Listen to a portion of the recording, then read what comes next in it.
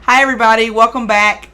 This is Shara's Motifours, and I'm Shara, of course, you know that already. But anyway, we are finalizing this series on procrastination, and I really hope that throughout this time, you've been able to be more productive. You've been able to move the needle on some of the goals that you want to achieve, that you've been able to take action in areas that you have delayed, that you've been able to really focus and do more, because procrastination keeps you from being your best self, right? So at any rate, I hope all those things, and share with me in the comments how you've been getting along and what you've been accomplishing, and if this has been helping, because I want to hear and I want to chat back with you, right?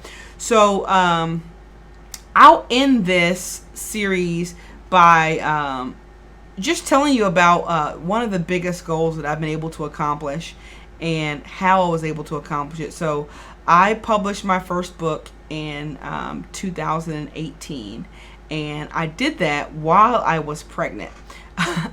So my book is called I Still Want to Be a Mom, if you don't know, and I wrote it to help inspire and encourage other women struggling with infertility. Because if you don't know this by now, you probably don't. Some of the people watching know, some don't. But my husband and I struggled with infertility and pregnancy loss for 8 years before we finally had our son. And with my pregnancy with my son, we had so much heartbreak and so many disappointments and so many obstacles that I really needed something that was going to help me to get through the situation and not focus on negative things and not be anxious and not be nervous and not be fearful. And so writing really helped. And in the midst of all that, I thought about everything I had went through during those 8 years, and I thought, there's so many things that I wish I would have known. There's so many things that I wish I understood. There were so many things that I was able to put in motion in order to accomplish the goal. And there's so many areas of growth that I had internally just by going through that emotional roller coaster. And so I want to be able to share those things. There's so many things that I did to help keep myself being positive and optimistic, and things that I did to try to keep my mind focused on the fact that yes, one day I would be a mom. And so at any rate, that's about my book. And so I was pregnant, and in my first trimester I wrote the book, and because of everything I had been through to get to that point, I said I want to have a baby shower / book release. So in order to do that, I need to have this book published. I was due in originally October 18th. And so I know that if I was going to publish a book, I needed to have the book published and in hand at least by July, so I could make sure that, yes, I would have the baby signing book release. And so that from February to about February, March, April, I think my original goal was to okay, I'm going to start this book in February, which I did have some notes and things that I had written previously to that I was going to include in the book, but by and large, I did not have a whole lot. And so I said from February to March, April, May, like April, May-ish, I want to have the first draft done so it can be edited, and then I can have books in hand by July. And so I said, how am I going to do this when, number one, the first trimester, I was wore out. I was tired. Your body is growing a whole human, and so you're like drained. And so I'm like, that was one obstacle that I had. 2, I was still working full time. 3, I still had a lot of other responsibilities that I was involved in. And so it was like, okay, how am I going to do this? And I made it happen, right? So I bought this planner book from Amazon. I think it was called the 90 the 90-day life coach or something like that, life coach in a book, 90-day life coach, whatever it was like a planner for 90 days. So like if you want to accomplish a goal in 90 days, all the things that you need to do to do that.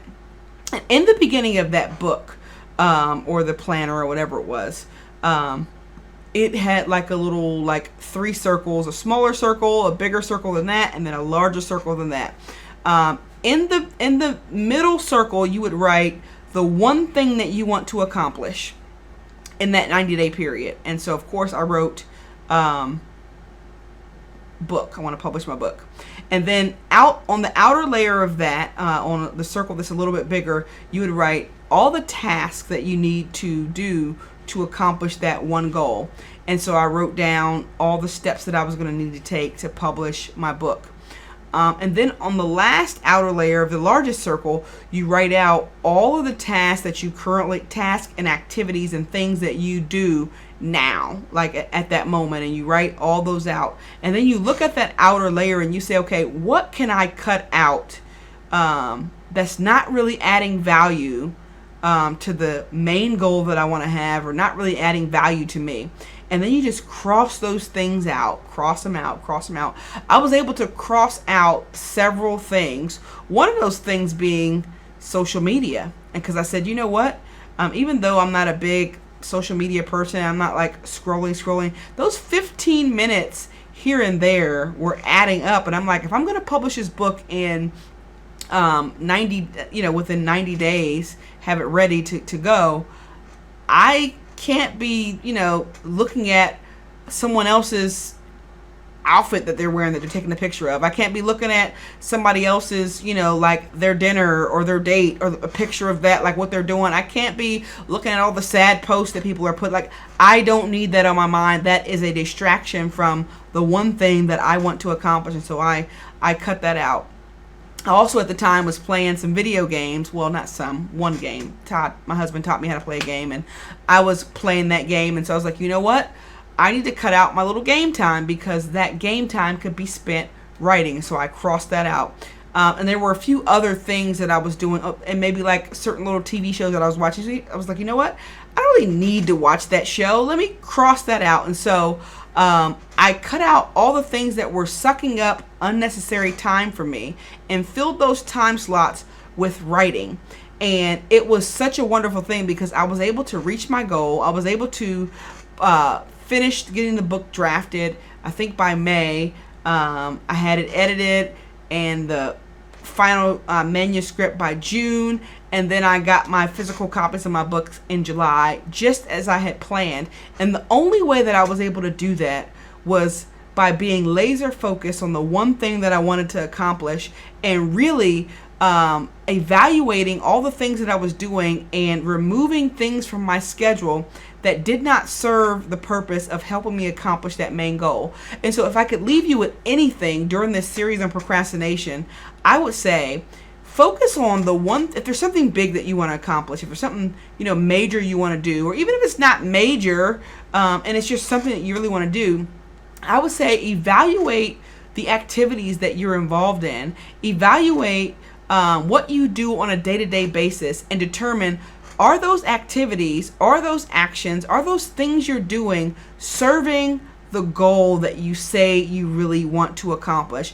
Are they pushing you closer towards what you say you want to do, or are they pushing you further away? And if you have a lot of activities that push you further away, then naturally you procrastinate, not intentionally, but because your schedule is so filled, you don't have time to do what you say is most important. And so I would say, evaluate what you're doing. Maybe draw the diagram that I talked about earlier, like write the one thing you want to get done, write the things that it's going to take to get those things done, and then write out everything that you do, and then begin to cross out things that you see don't serve you. And I guarantee you'll be able to accomplish a big goal. You'll be able to accomplish a little goal. You'll be able to accomplish something that you've been putting off, just because you realize that you have more time than you thought you had. That's the end of the procrastination series. Like, subscribe, comment, share your thoughts with me. Share some things that you were able to accomplish because you stopped procrastinating, and I'll get back to you and comment, and look forward to seeing you on another series. Have a wonderful day. Thank you.